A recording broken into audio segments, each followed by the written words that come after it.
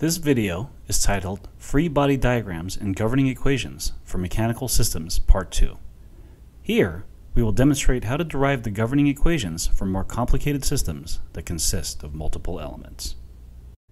Let's begin this video by taking a step back and again looking at the big picture. A main goal in this course is to understand how to model and characterize the output signals of physical systems in response to various input signals. We want to be able to mathematically model input signals in systems so we can mathematically determine a system's output response. So, let's take a look at this system. Here we see a system that consists of multiple springs and multiple dampers. It also has multiple inputs, y sub 1 of t and y sub 2 of t. It also has a force input, F of t.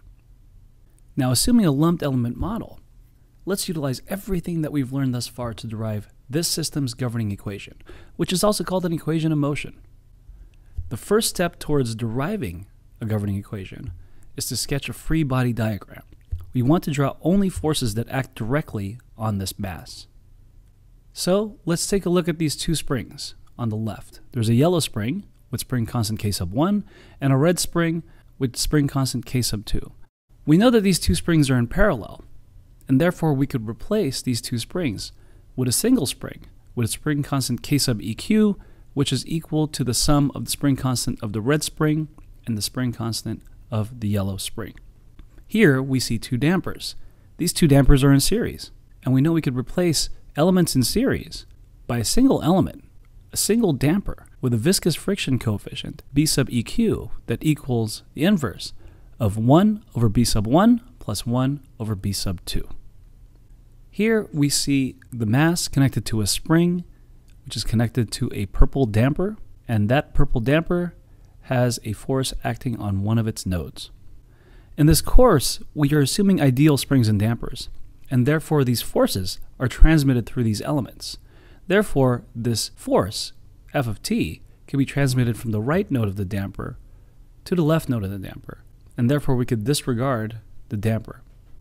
This spring is also ideal, and therefore this force gets transmitted from the right node of that spring to the mass. Now let's look at the restoring forces exerted by the spring and damper elements. First, let's look at the damper. Recall that the restoring force of a damper is equal to its viscous friction coefficient times x dot near minus x dot far. In this case, the restoring force of this damper is equal to the equivalent viscous friction coefficient times x dot minus y dot 2. Now let's take a look at the spring.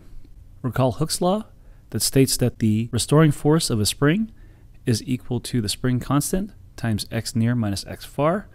For this spring, the restoring force is equal to the equivalent spring constant times x minus y1. We now want to take off the wheels because all they do is signify a horizontal translation. And now we have our free body diagram. For translational mechanical systems, the next step is to apply Newton's second law. Let's sum all the forces at x. We can see that the inertia force of the mass is equal to the applied force F minus the restoring force of the spring minus the restoring force of the damper. From our free body diagram, we could plug in the equations for the spring's restoring force and the damper's restoring force.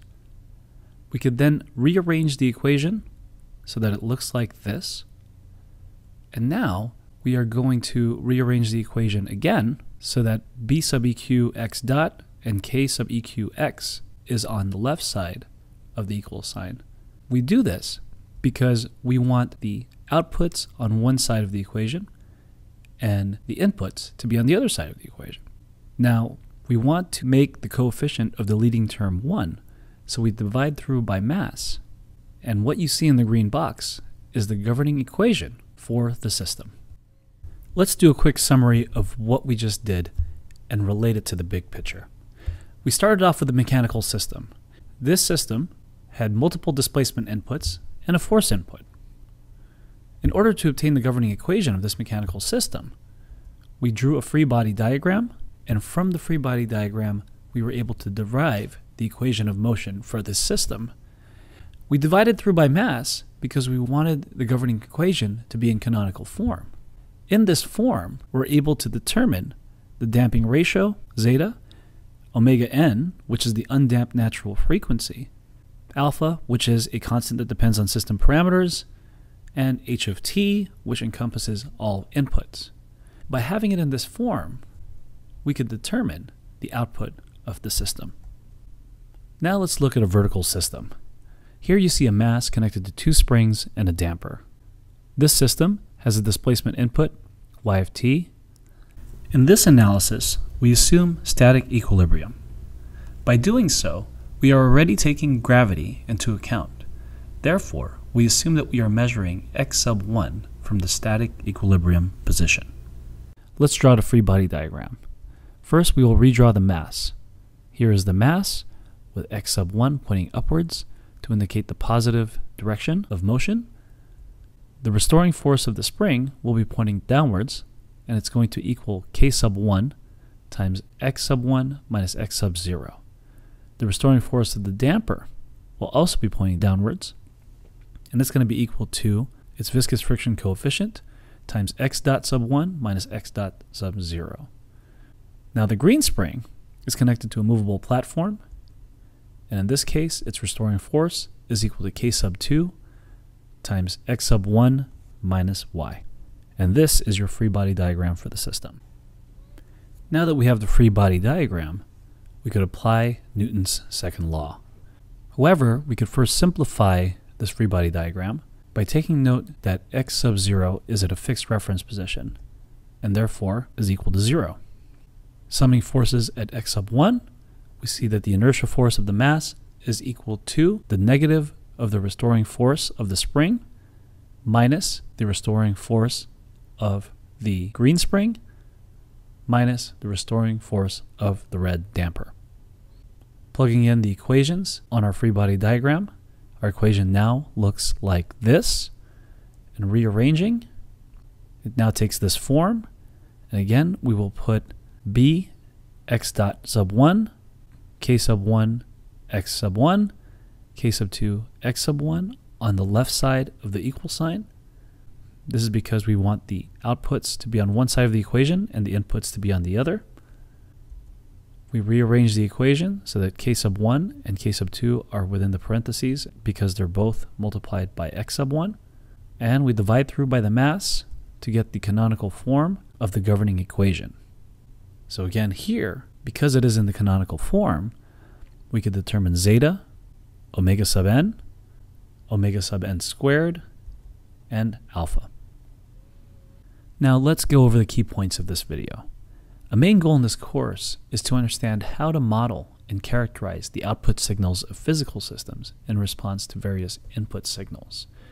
To accomplish this goal, we obtain governing equations for these systems.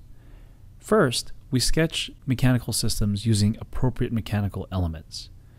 Next, we create free body diagrams that show the forces acting on these systems.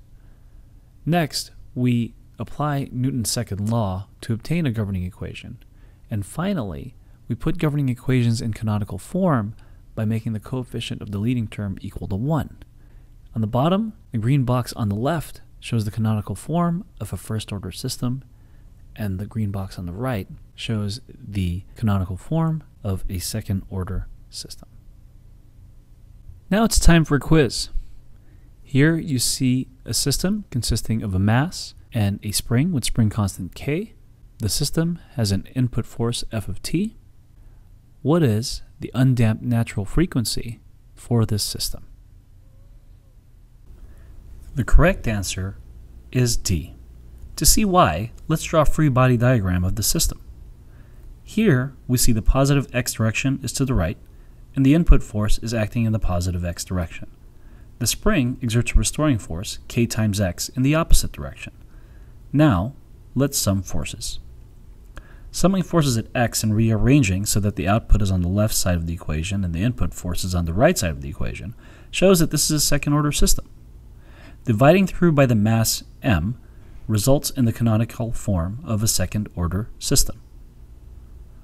We know that the coefficient of x is equal to the square of the undamped natural frequency of the system. Therefore, the undamped natural frequency of the system is the square root of k over m.